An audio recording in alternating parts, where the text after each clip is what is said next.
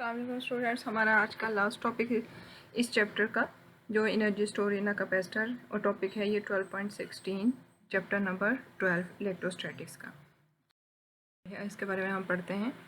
हाँ, storage of electrical energy. हमें पता है कि हम लोग जो आज डिस्कस करने जा रहे हैं, वो डिस्कस करने जा रहे हैं वो है कि हम कैपेसिटर के ऊपर जो एक चार्ज स्टोर हो रहा है वो असल में एक इलेक्ट्रिकल एनर्जी स्टोर हो रही है।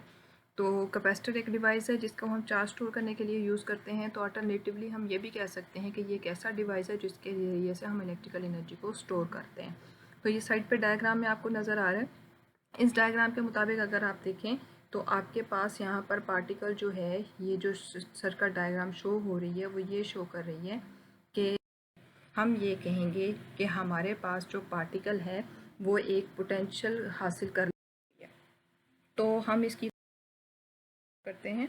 तो कैपेसिटर हमारे पास अगर जब अनचार्ज था तो उनके दरमियान में हमने अभी डिस्कस किया कि उसके दरमियान में जो पोटेंशियल था वो किसके इक्वल था, ज़ीरो के इक्वल था। और जब हम लोगों ने कंसीडर किया कि हमारे पास ये पोटेंशियल जो था वो क्या था, ज़ीरो था, और जब हम लोगों ने कंसीडर किया कि उसके दरमियान में कैपेसिटर चार्ज, प्लेट्स के ऊपर चार्ज स्टोर हो गया, जब Q charge deposit on the plates, जब उसके ऊपर डिपॉजिट हो गया, तो हम कंसीडर करेंगे कि फॉर एग्जांपल उसका पोटेंशियल क्या है, v है। ठीक है। तो अब एवरेज पोटेंशियल डिफरेंस अगर हम फाइंड करना चाहें तो पहला एवरेज हमारा क्या था, एवरेज होता है first value plus second value divided by 2। तो हमारे पास ये इक्वल हो जाएगा 1/2v। फाइनल आंसर जो एवरेज का आएगा वो 1/2v के इक्वल होगा।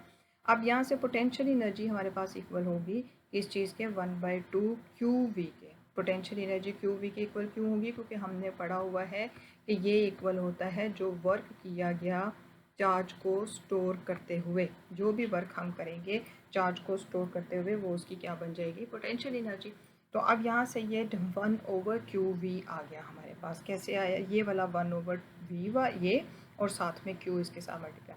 अब हम जानते हैं कि हमारे पास q इक्वल होता है cv के। तो हम एनर्जी को जब इसके अंदर q की जगह पर c पुट करेंगे तो हमारे पास cv का स्क्वायर, क्योंकि एक v ये वाला आ जाएगा और एक v ये वाला cv वाला आ जाएगा, तो ये q is equal to cv square हो जाएगा। अब हम पॉसिबल है कि हम ये कंसीडर करें कि एनर्जी जो स्टोर हो रही है इलेक्ट्रिक फील्ड में between the plates of the capacitor, यानी हम ये कहें कि एनर्जी स्टोर हो रही है इलेक्ट्रिक फील्ड में बनिस्बत इस बात के कि हम ये कहें कि पोटेंशियल एनर्जी चार्ज की स्टोर हो रही है ऑन द प्लेट्स।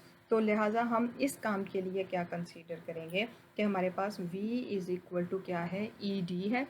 तो यहाँ से हम कंसीडर करेंगे कि C is equal to A epsilon R over D. आपकी बुक में इसको इस तरह मेंशन किया गया है, यहाँ मैंने इसको सिंपल एप्सिलॉन और एप्सिलॉन आर से रिप्रेजेंट, एप्सिलॉन आर यहाँ पर एप्सिलॉन डैश से रिप्रेजेंट किया है, फिर और ओवर डी। ये भी हमने एक इक्वेशन पढ़ी थी कैपेसिटेंस वाले टॉपिक में कि टू पैरेलल प्लेट कैपेसिटर की जब कैपेसिटेंस फाइंड की थी तो वो इसके इक्वल आई थी। अब अगर मैं ऊपर वाली इक्वेशन में जो एनर्जी वाली हमने अभी फाइंड की है, इस इक्वेशन में अगर मैं इस वैल्यू को पुट कर दूँ तो ये मेरे पास क्या बन जाएगा, v का स्क्वायर है। तो v का वैल्यू किस क्या एक आ रही है हमारे पास, e का स्क्वायर और d का स्क्वायर। तो ये हमारे पास e d का दोनों का स्क्वायर है। यहाँ से हमारे पास ये क्या है, ब्रैकेट इसके साथ आएगी, और ये e और ये d, इन दोनों का ये स्क्वायर है। ठीक है। अब यहाँ पर ये एप्सिलॉन नॉट, इसमें से ये d जो एक d है स्क्वायर वाला d, ये इस d के साथ क्या हो जाएगा, कैंसिल हो जाएगा। तो हम लोग इस चीज़ को कैंसिल कर देंगे और एक रह जाएगा। अब मैंने e को अंदर ले गई और ये वाला जो a है ये यहाँ पर क्या आ जाएगा, बाहर आ जाएगा। ये बाहर आ गया और ये वाला d जो था ये वाला एक आ गया इधर, और एक जो है वो इस d के साथ क्या हो जाएगा, कैंसिल हो जाएगा। अब हमारे पास फाइनल आंसर जो बचेगा वो किसके इक्वल होगा, ई का यहाँ पर क्या था, स्क्वायर था। तो अब यहाँ पर हमारे पास फाइनल आंसर जो बचेगा वो इस चीज़ के इक्वल होगा। मैंने क्योंकि अब यहाँ पर हम लोगों ने ये ए डी जो है इसको ला के हम अगर इस साइड पर एनर्जी से डिवाइड कर दें तो हमारे पास ये ए डी जो होगा ये क्या कहलाता है, वॉल्यूम। तो किसी भी चीज़ का वॉल्यूम जब उसकी क्वांटिटी के साथ डिवाइड हो जाए तो वो उसकी क्या बन जाती है, एनर्जी डेंसिटी। तो ये हमारे पास फाइनल आंसर में क्या आ जाएगा, एनर्जी डेंसिटी।